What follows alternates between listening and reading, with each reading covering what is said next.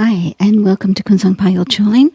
We're really glad that you've joined us today for our teaching by Jetsunma Ahkon Lhamo. This was given in December of 1991, and the title is Methods for Awakening, and it will appear on your screen with opening prayer of 7-line prayer.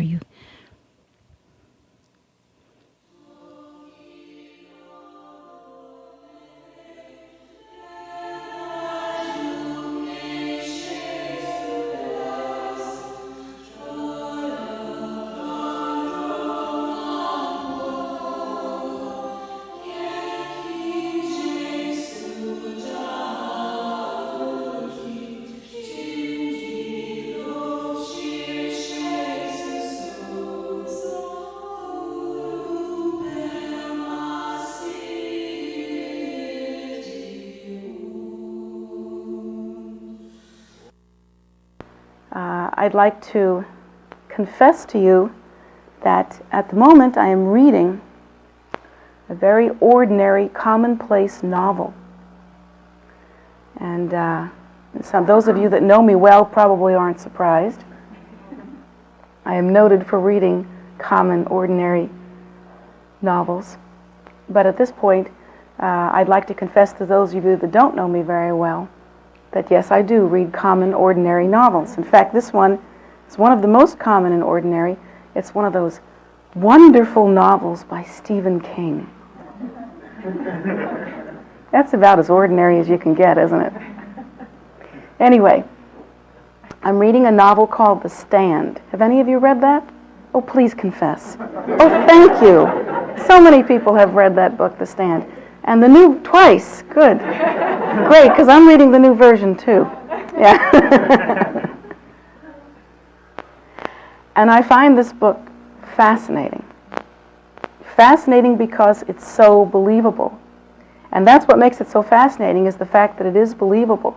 What makes it believable is that it's a story about good and evil, and that each one of us, in our immaturity, see both good and evil as being something outside.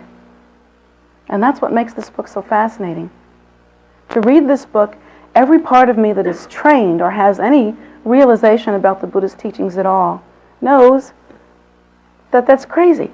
The whole theme of the book, the whole idea of externalizing good and evil to be an apparent good force and apparent bad force in the world, combating one another and fighting together, it's a crazy thing to write a book about, because it sort of undermines everything that the Buddha teaches. The Buddha teaches us that everything that we experience, including the perceptions and habitual tendencies of our mind, are just that. They originate within the mind, and they originate due to our habitual tendency. But the way that this book expresses good and evil, it externalizes it nicely into a dark force and a light force. Particularly, there is a light being and a dark being. The dark being kind of like a personification of the devil. And I think that's really fascinating because it's so believable in that everyone, I think, in Western civilization, probably on all the earth, is willing to believe in the externalization of such forces as that, to the degree that we take no responsibility for our own mental state, take no responsibility for our own internal workings, and rarely look at the content of our minds. But we do believe in evil, and we do believe in good. It's really interesting. So in reading this book, it makes me think about how superficial we are. I've talked about superficiality before in Sunday morning classes, and I'd like to elaborate on that a little bit. We are so superficial in our thinking that everything that appears to us in such a way that it's totally believable and totally solid. Do you think that you are superficial spiritually? Of course, nobody's going to say yes. Nobody's going to say yes. Well, those of you that know I'll get you later, you'll say yes, won't you? But new students don't know me well enough. And they're afraid to say yes. They think that they're very profound and very deep spiritually. And it's an easy conclusion to come to, because here you are trying to learn, trying to meditate, trying to accomplish some spiritual good in your life. But in fact, we are extremely superficial spiritually. All of us are. All of us. The first test of our superficiality we have already flunked. And that is that we walked into this room, and most of us that sat down on a chair. And on sitting down on that chair, we didn't even look at that chair twice. We absolutely believed that that chair was going to hold us up. We absolutely assumed that that chair was going to hold us up. We were so clear, we just plopped right down, didn't we? In plopping right down, we should understand that what we've told ourselves is that we believe in the world of appearances. Absolutely believe in the world of appearances, to the degree that we know nothing about the primordial wisdom nature that the Buddha is always teaching about. But we believe in phenomenal reality to the degree that we, myself included, plopped right down with utter, simple, ignorant confidence. And lo and behold, due to our confidence, the chair held us up. Now, for those of you that are sitting on the floor, please don't give me that smug look. You plopped down thinking that your bottom was going to be cushioned, didn't you? And I know that if you had sat on a chair, you would have thought exactly the same way. Because when you sit down to dinner, don't you have confidence that your chair is going to hold you up? We believe in phenomenal reality on a very superficial level. We believe exactly what we see, exactly what we hear, and we believe what we feel. We believe the information that is given to us by the five senses. Now, when it comes to contrasting that with what the Buddha has taught, there are worlds of difference between what we pick up with our five senses and what the Buddha has taught. The Buddha teaches us, in fact, that everything that we perceive, including all phenomenal reality, including this really solid stuff that we have such utter confidence in, is actually a display of the primordial wisdom nature.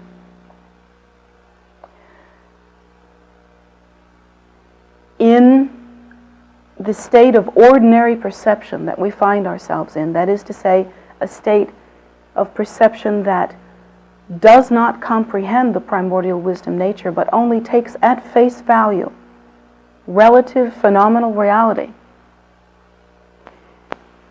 What we see displayed as phenomena is actually not understood at all. It is not understood to be a demonstration or an emanation of the primordial wisdom nature, but it is seen and it is understood more in accordance with our expectations. These expectations have a source, and this source began a very long time ago. Long time ago, according to the Buddha, not in this life, not even 1 aeon ago, not even 2 aeons ago. We're not even sure how long an aeon is anyway, but not uncountable aeons ago, the Buddha teaches us that we had a tiny moment of assumption. And that assumption began the time when we believed, when we assumed in self-nature to be inherently real and solid. There was a time when we gave birth to the idea of I, self-nature. From that time on, we began in a process of elaboration. That process, by necessity, must distinguish between self and other. In order to understand self-nature, in order to perceive self-nature, one must constantly distinguish between self and other. So that process of distinction began a very long time ago, and a process of elaboration that continues to build on that understanding of distinction that also began a very long time ago. Present-day psychologists will tell you that children start realizing their identity as being separate from their parents in infancy, and then finally understand that they can survive without their parents, believe it or not. Finally understand that at about the age of 3. And the Buddha teaches us that's not correct at all. Not even close. Not in the least. That what we see as developmental in our infancy is only a reflection of the assumption of self-nature that began countless aeons ago. And that development, or so it seems to be development, is only the display of that assumption. But that we have deeply ingrained within us the habitual tendency within our mind stream, the habitual tendency of the assumption of self-nature distinguishable from other, self separate from other.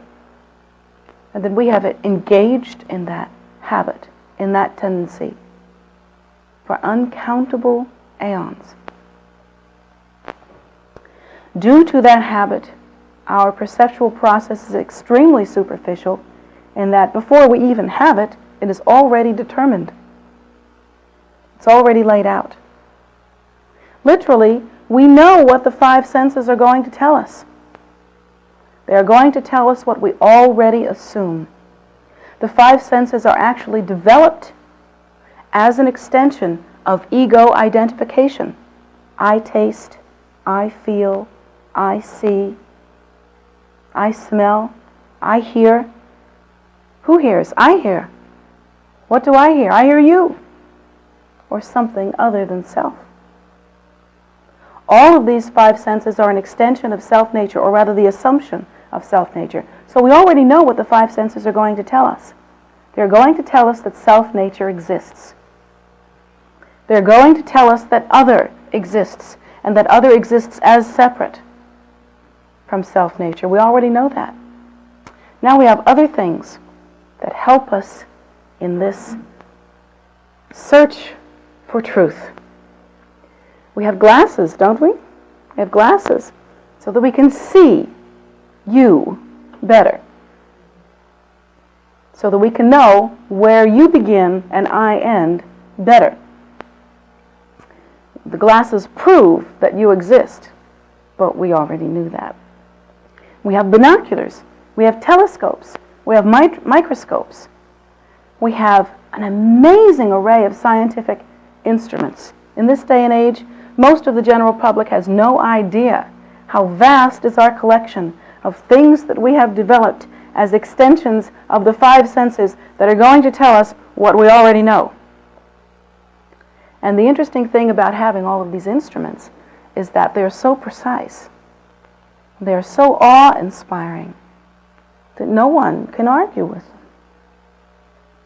We think that we have scientific proof of things that we couldn't possibly have scientific proof of, because the instruments that we are using are faulty in that they are only extensions of the 5 senses, which are extensions of the assumption of self-nature, which are going to tell us what we already know and have known for aeons and aeons of time. So yes, we are extremely superficial. Actually, sometimes when we get enough education, or maybe enough scientific training, or maybe we've seen through enough microscopes or telescopes to the point where we can say, wow, I am in total awe of everything that I see. That's so profound. It is so profound to be able to look at the next galaxy or the tiniest little unseeable piece of phenomenal matter. It is so amazing to be able to determine that an atom can be split by some instrument. And thinking that we have seen these things, we think that we are so deep. We are so profound. We have discovered quintessential meaning. We're so smart. But in fact, the further we go into that kind of knowledge, the more superficial our minds become. The Buddha teaches us that we are completely steeped in ignorance. That in fact we have 3 root poisons: hatred, greed, and ignorance. Ignorance is not something we like to think of ourselves as having. Isn't that true? By the time you get to like 2nd grade, you're convinced that you are no longer ignorant. And by the time you're a teenager, well, you know what happens when you're a teenager.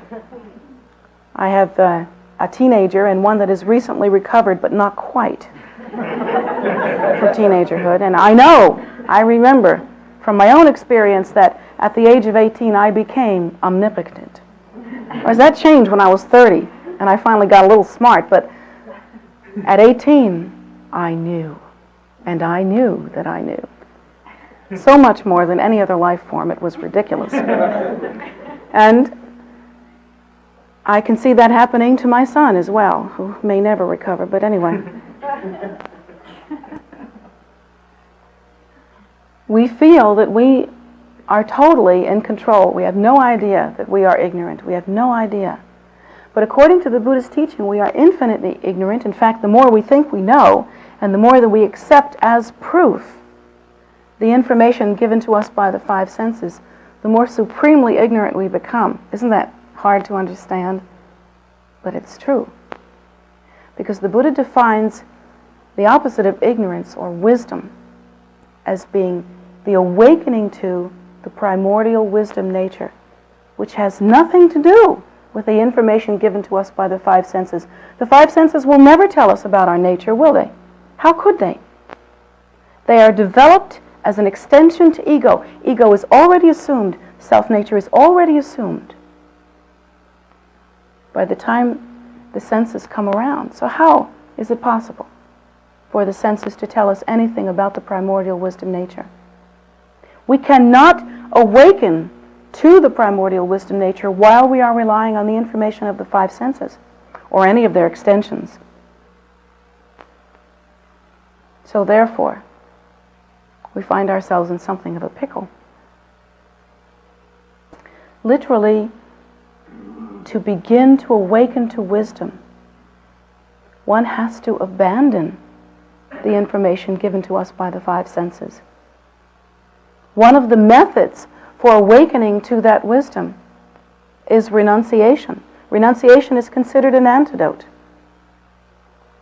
Because everything that we want, everything that we have, must be understood as an extension of the distinction between self and other.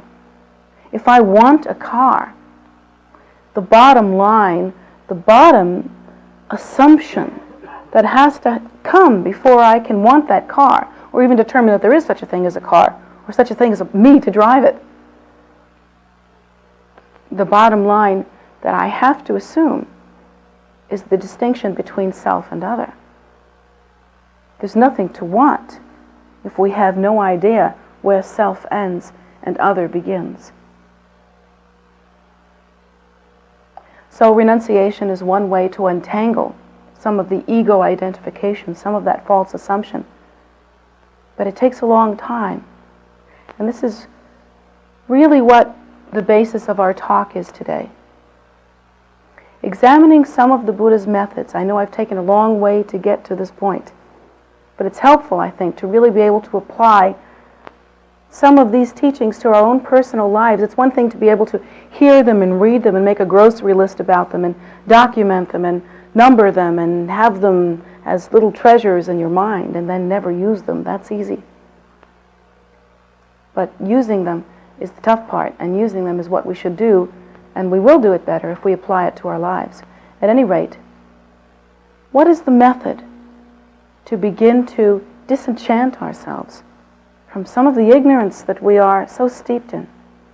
How should we practice the Buddha's teachings? How can we apply the antidote? Well, here's an interesting thought. For something like ignorance, and even for something like desire, and even for something like hatred, these 3 root poisons, the Buddha teaches us that abstinence from practicing these 3 root poisons is a method.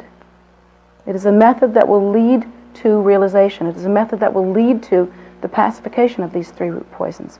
How should you practice such abstinence? Well, let's say if you're working on hatred, you could practice kindness, couldn't you? You could practice loving kindness. If you were working on trying to eliminate grasping or greed from your mind stream, you could also practice kindness, couldn't you?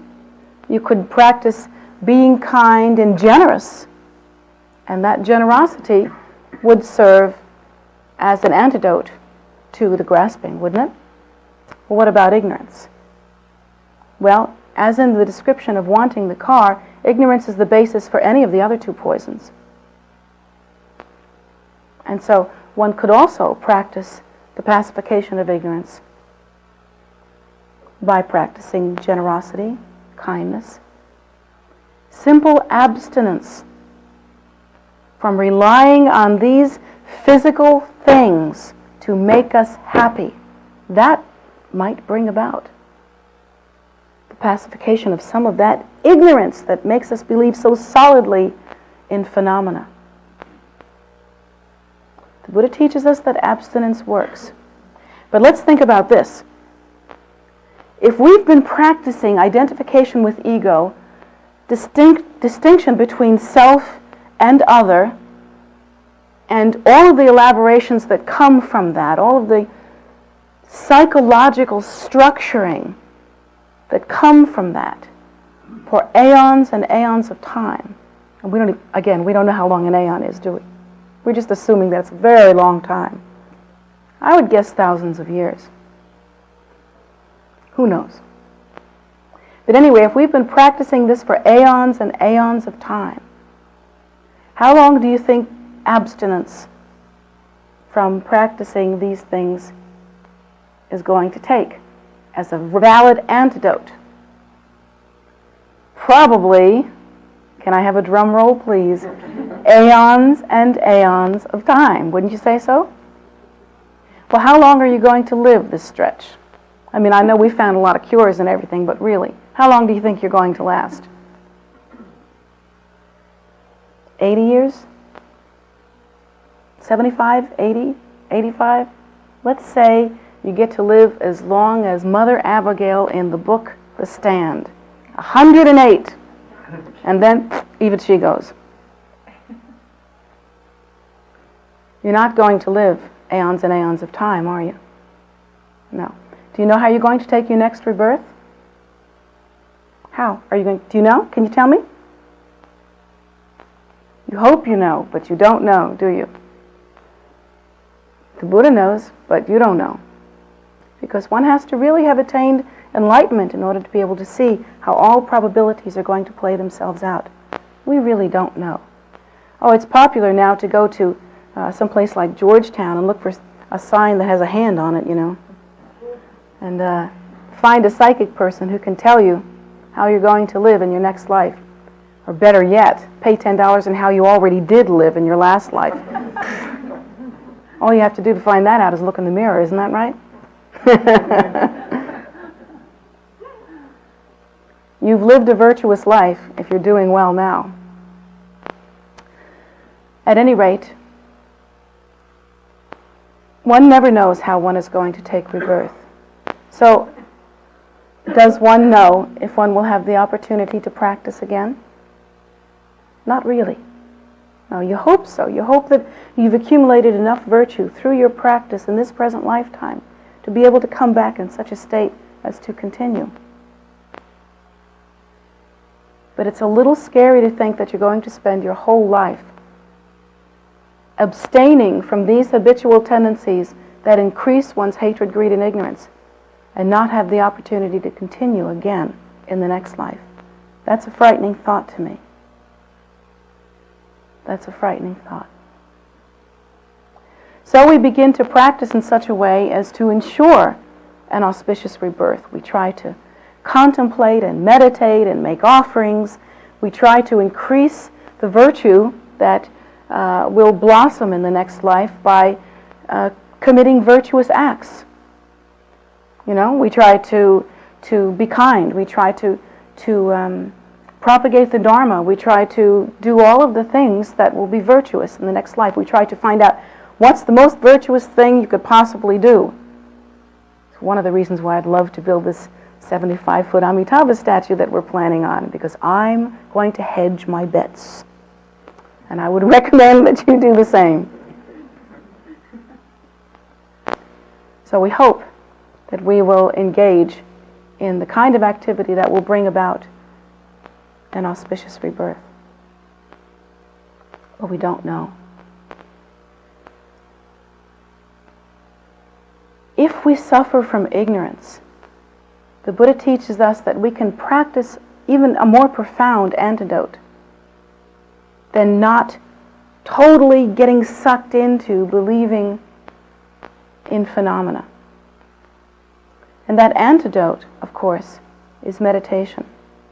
Because the Buddha teaches us that while ordinary view has us believing in the solidity of phenomenal existence, that solidity is based on the idea of self-nature as being inherently real as well. While we believe in self-nature as being inherently real, and we distinguish constantly between self and other, the Buddha teaches us that we are not awake to the primordial wisdom nature. While we sit down in our chair with utter confidence, we are in fact not awake to the primordial wisdom nature. We may know about it. We may theorize that it exists. We may have heard the Buddha teach about it, but we are not awakened to that nature. Because that nature is the inherent nature that is the true natural state. And that nature is inherently empty of self-perception, inherently empty of the process of distinguishing between self and other. In fact, it is inherently empty of all conceptualization, of all distinction. That state is the natural, primordial, empty view. We have not awakened to that view just yet. How can we apply the antidote necessary in order to practice so that we can awaken to that view? And of course, meditation is the key. But one has to be very careful what kind of meditation one uses. Meditation is a much used word nowadays, isn't it? There are many popular ways to meditate. You can meditate by visualizing. Lots of people like to meditate by visualizing. There's, I don't know how many self-help books that you can go to any bookstore and pick up, books that tell you that you can start meditating by relaxing your toes, and then relaxing your ankles, and relaxing your calves, and you can go all the way up to the top of your head, and then you are totally relaxed. Please don't think that that kind of meditation is going to bring about enlightenment. Probably will bring about some relaxation, but it will not bring about the desired result if what the desired result is enlightenment. Because it's always you that's relaxing, and you that is relaxing against stress, pitted against the stress that you feel. There is still all that clinging. Neither will you achieve the desired result of enlightenment if you visualize your meditation, such as the common practice of visualizing yourself in a beautiful place under auspicious conditions, and visualizing light coming down into you, and light going out from you, and light surrounding you, and then the angels come and sing you the Hallelujah chorus, or some such thing, perhaps the Buddhist equivalent of that, which doesn't sound anything like the Hallelujah chorus, I want you to know. But anyway, all that visualization, all of those funny things that we think are going to bring about the desired result, and perhaps visualizing such a meditation as that, we do have a feeling of excitement and happiness and bliss and certainty that we have uncovered the secrets of the universe, but guess who's uncovering them? And guess who also has not awakened to the primordial wisdom nature? Guess who is not awake? There are many different ways that you can meditate, but my advice on that is to take only the recommendation of the Buddha, because the Buddha is awake. The Buddha has awakened to the primordial wisdom nature. In this day and in this time, to use a sort of common way of expressing myself, I will say that in the spiritual supermarket, they're selling a lot of baloney. And there are a lot of things that are being taught, some of which actually are being taught as the teachings, as though they were the teachings of the Buddha. And there are some things that are being taught as though they came directly from the mind of enlightenment. You have to use a lot of care. You have to really distinguish between one thing and another. Please don't fall prey to anything that will delude you. The Buddhist teachings have been carried down from student to teacher, from teacher to student, from student to becoming a teacher, and then teaching as a teacher to another student in an unbroken lineage, unchanged, since it was first given from the very mind, from the very appearance of the Buddha. There has been no counsel that has ever changed the Buddha's teaching. There has been no directive to ever bring about change in this unbroken lineage.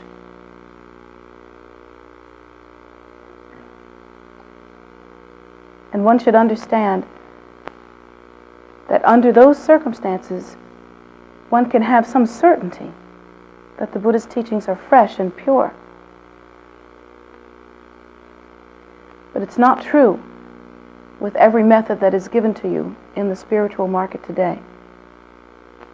There are some methods that bring about a feeling that can make one feel secure in one's spiritual practice. There are some methods that can bring about a feeling of confidence, a feeling of happiness, a feeling of excitement. But if they do not arise from the mind of enlightenment in an unbroken chain, they are not suitable. That's one test. Another test is this. If someone rises up and says to you, "I am the mind of enlightenment," don't believe them.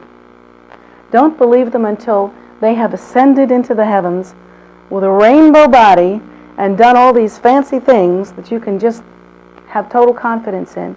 And better than that, all the disciples that come after them can also, if they practice their method, give the same result.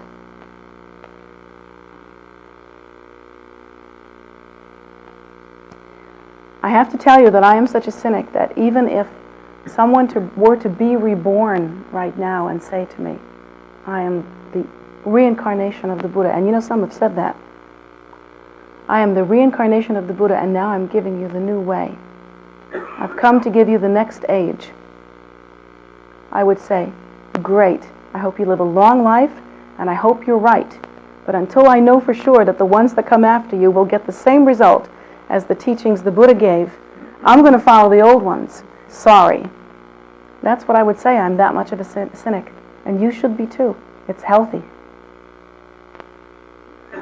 Americans have too many things they can hear. It's too confusing. Be safe. So the Buddha teaches us to practice meditation, use the method that the Buddha has given. Now the Buddha has given very many methods. Actually, the Buddha gave the method of abstaining from hatred, greed, and ignorance as a way. Now, he did say that it would take aeons, but abstinence is a way. And in the Vinaya, the monks and nuns, those that take robes, are taught not to drink alcohol. They are taught not to engage in sexual activity. They are taught not to accept money in an ordinary way from the world.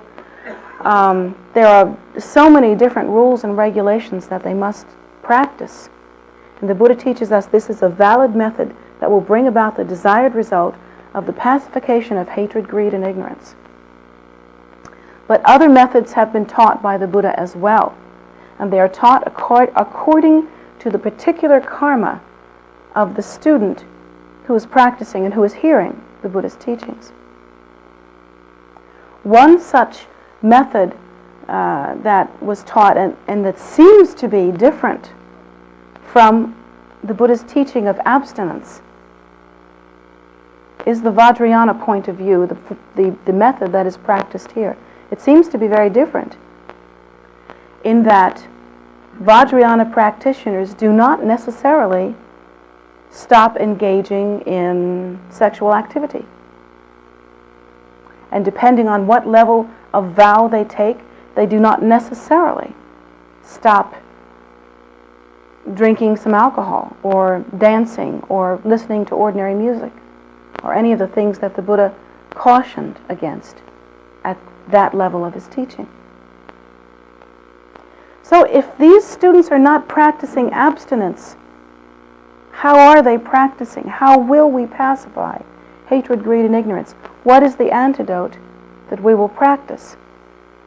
Well, according to the Buddha's teachings, we can practice something called correct view, which is the cornerstone of the Vajrayana point of view, the Vajrayana practice. This practicing correct view is a kind of meditation. And of course, the Buddha on every level suggests meditation. This meditation, well, one portion of this meditation advises generating oneself as a purely enlightened Buddha or Bodhisattva as a Buddha.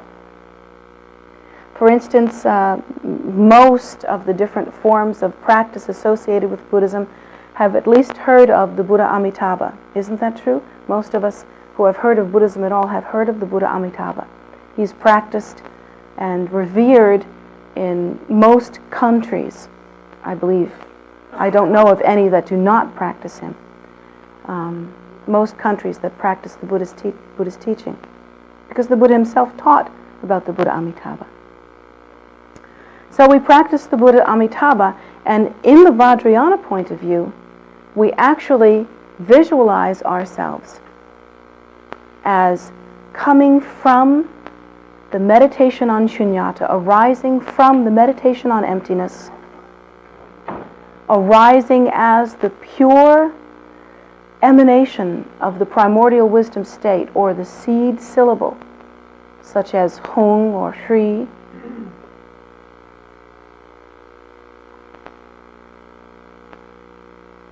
And in meditating that one's mind is completely inseparable from that pure seed syllable, one then generates oneself or sees oneself, meditates as oneself being the Buddha Amitabha. That is a practice that we use on this path. Well, what has that got to do with abstinence? What has that got to do with pacifying hatred, greed, and ignorance? Well, in generating oneself as the Buddha Amitabha, do you think the Buddha Amitabha would sit in this chair as I am and see just these faces as I do? No, the Buddha Amitabha's mind arises from shunyata and rises from the nature of emptiness, pure, undefiled, completely inseparable from the seed syllable, from the primordial wisdom state in its emanation phase. Therefore, it cannot have ordinary view. Cannot. If the Buddha Amitabha were to gaze upon this congregation, it would only see its own nature. It would see itself. And so we practice accordingly by meditating on shunyata, generating oneself as the purely arising emanation state, free of any defilement. And then we practice the view. The view is to see all phenomenal existence as being an emanation of the primordial wisdom nature. I would see this place as the celestial palace, the palace in which all purity arises. I would see each one of you as Amitabha. I would see each one of you as the purely arising natural state. I would view that in my mind. That would be my practice. And that is the cornerstone of Vajrayana practice. And I would complete that meditation by understanding as well that all phenomenal existence, viewed as it is completely inseparable from emptiness. And just as it arises from the nature of emptiness, it is also instantly, spontaneously liberated into emptiness, inseparable from emptiness, indistinguishable from emptiness. This is the view. In that view, how could one cling to ordinary phenomena, understanding its nature? How can one cling to ordinary phenomena? That would be impossible. It could not be accomplished. Therefore, in practicing the view, we are in fact practicing the meditation of abstinence, of renunciation. We are in fact practicing the meditation that will lead to the awakening to the primordial wisdom nature, but we are practicing it in such a way as to move much more quickly on the path. This is not a passive meditation, you see. If we were to just stop clinging to phenomenal reality as best as we could, we would always be battling the habitual tendency of our mind, wouldn't we? How would you stop relating to a chair as a chair? You have always related to a chair as a chair. How would you stop wanting a car? You have to get somewhere, don't you? Our habitual tendency dictates that we must continue in this way. But if we can practice the pure view associated with Vajrayana, we are speeding up this process, almost like burning the candle at both ends, if you will. We are speeding up this process in such a way as to apply the antidote far more quickly than we could while we still had to play out the karmic cause and effect relationships and habitual tendencies of our mind. Oh, it doesn't mean, believe me, this is a mistake that people make in Vajrayana. It doesn't mean that you can engage in any kind of conduct that you want to. It doesn't mean that you can go around having all kinds of crazy sexual relationships and you can drink yourself into oblivion and you can, make a living as a go-go dancer.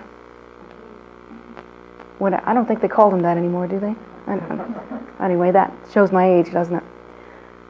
But at any rate, these are not things that you can engage in. These won't help you. How will they help you? So I'm not saying that you don't have to change your life. I'm not saying that you don't have to engage in abstinence, but one carries it forward by practicing pure view. This is the meditation that will swiftly accomplish the cessation and pacification of ignorance. It is said that if one were to apply oneself in a very strong and forthright way to the practice of Vajrayana, if one were really to be able to apply oneself quickly, one could achieve realization within one lifetime. If not within the course of that lifetime, then surely right at the moment of death, having practiced generation and completion stage practice, one could awaken to the primordial wisdom nature, which is neatly displayed at the time of one's death, but which one unfortunately hardly ever recognizes because one is so deeply steeped in one's own habitual tendency that one cannot see that nature. So one could achieve it at the time of one's death. And it is said that if one practices Vajrayana, if one does not achieve realization during the course of that life or at the time of one's death, then surely within 3 lifetimes or perhaps 7 lifetimes, accomplishment will occur.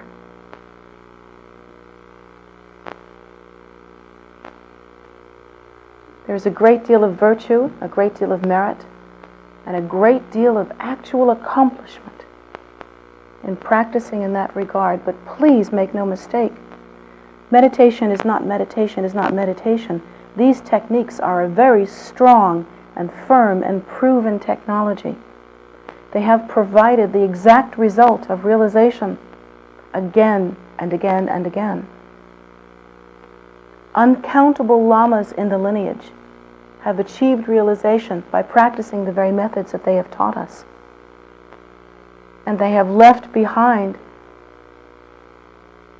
and absolute certainty in our minds, because their bodies have produced relics. They have had perfect and auspicious and magnificent signs at the time of their death in order to convince us that they have had this result. You can't say that about your garden variety meditation.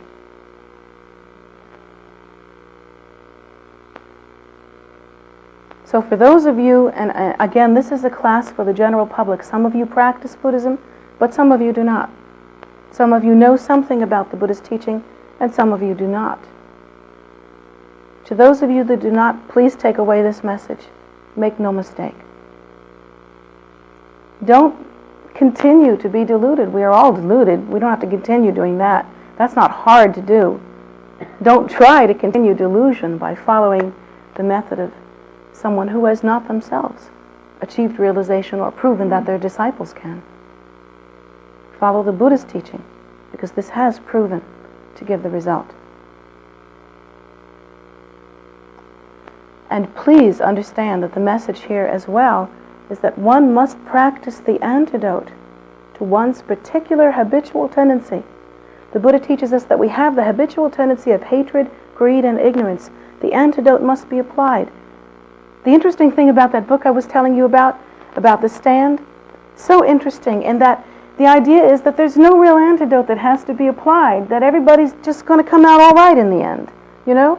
Good will triumph. Why? We don't know why, because good will triumph. There's no real reason why good will triumph, but we think that it will. And there was one interesting point that one of the characters brought out. She said to the very centerpiece of evil in this book, she said something like,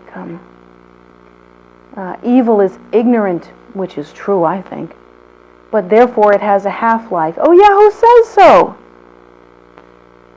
How long has cyclic existence been going on with ignorant people in it? I haven't seen a half-life. I haven't seen it naturally diminish. Looks to me like nobody's getting any smarter. If you just let the thing play itself out, samsara is cyclic existence. It is a circle. It will continue to eat itself and feed on itself and build on itself and create itself, because that's its nature. It is cyclic, circular, and there's nothing in cyclic existence that magically adds up to enlightenment. Enlightenment can only be born of the seed of enlightenment. It cannot arise from confusing information, such as what is given to us and such as what we see in cyclic existence.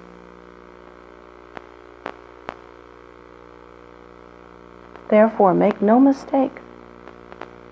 Take that which arises from the mind of enlightenment, and it will produce enlightenment. The hatred, greed, and ignorance within your mind stream are not going to naturally work themselves out. They will naturally work, yes, but they will just work themselves around again and again and again. Even when you apply the antidote, haven't you seen how difficult it is to break the habit? Think what will happen to you if you don't even try. If you just have confidence that someday you'll get enlightened for no good reason. The Buddha teaches us that is not so. You must apply the antidote. And for ignorance, the antidote is meditation. Meditation of a proper technology that arises from the mind of enlightenment and will therefore result in the awakening called enlightenment. These are the Buddha's teachings, and they must be understood as true. To apply the antidote of hatred, one must practice kindness. In the Vajrayana view, one practices seeing all sentient beings as being completely inseparable from the mind of enlightenment. I practice seeing myself as Amitabha, and I see you as Amitabha. How are you different from me? Where do I end and you begin? How would I hate you? How would I go against you? And furthermore, how could I achieve enlightenment without you? Therefore, I must return again and again and again in order to benefit sentient beings. This is how you should think. That is the Vajrayana view. And as for greed, how could one be greedy? Arising as the pure, undefiled state that is the same as Lord Buddha Amitabha, one sees all phenomena to be the celestial palace. Perfect. Neither here nor there. Inherently empty in its nature and spontaneously liberated. Free. Without constriction, without beginning or end, without defilement. How can one grasp with that view? Or as they say in Brooklyn, what's to grasp? So, this is the view and this is how it should be practiced. And one can begin to practice accordingly. One must learn the technology. For those of you that are interested in learning the technology, you can continue to come and eventually there will be the opportunity to learn certain practices, and these practices will have in them generation and completion stage meditation. For those of you that just wish to take away any valuable thoughts that you can today, please set your eyes in one direction and do not be deluded by the faults of cyclic existence, not even by your own five senses. Set your cap on awakening to the primordial wisdom nature. According to the Buddha, it is the only true end of suffering, because in cyclic existence there is no escape from suffering. There is none. There is nowhere you can go and nothing you can hide under that will ensure that you will not suffer.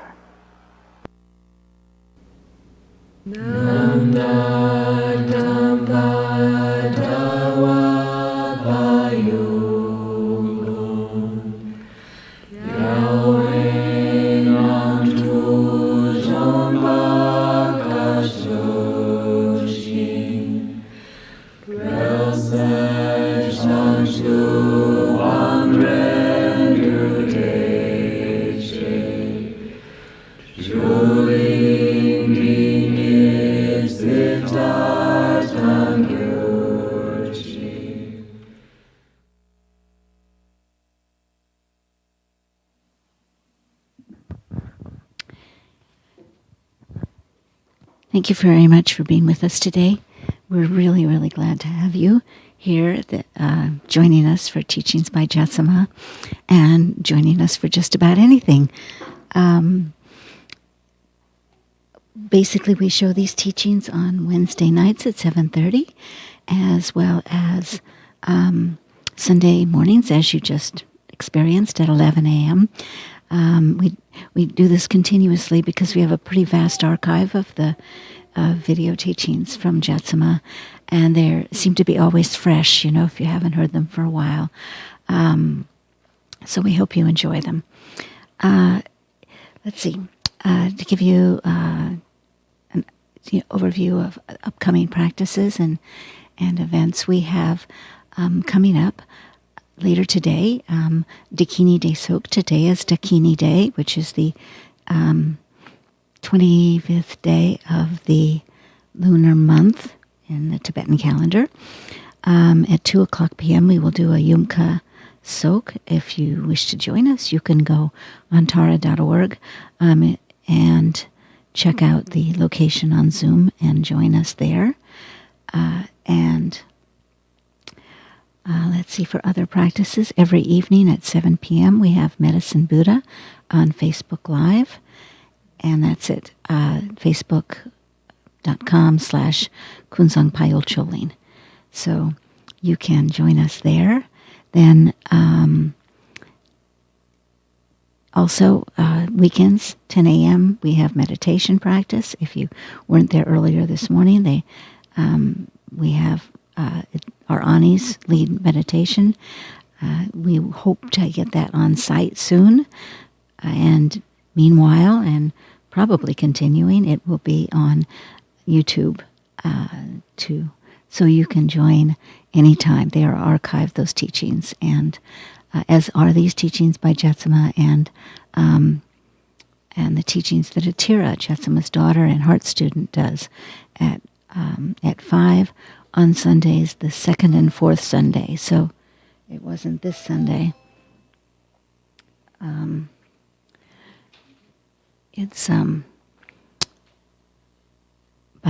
But anyway, thank you so much for joining us. And if you wish to make a donation to Jetsunma on receiving a teaching, we hope that if you wish to do that, you can send it to her PayPal address, which is jetsunmagift@gmail.com. Meanwhile, happy 4th of July.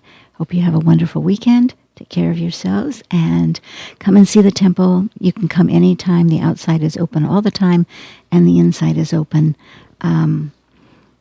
from 11 a.m. to 4 p.m. You can come into the prayer room to meditate. We're doing a slow open. We'll hopefully be open completely soon, but we don't know when. So it just kind of depends on the action of the variants here. And, so for everyone's safety. Got that.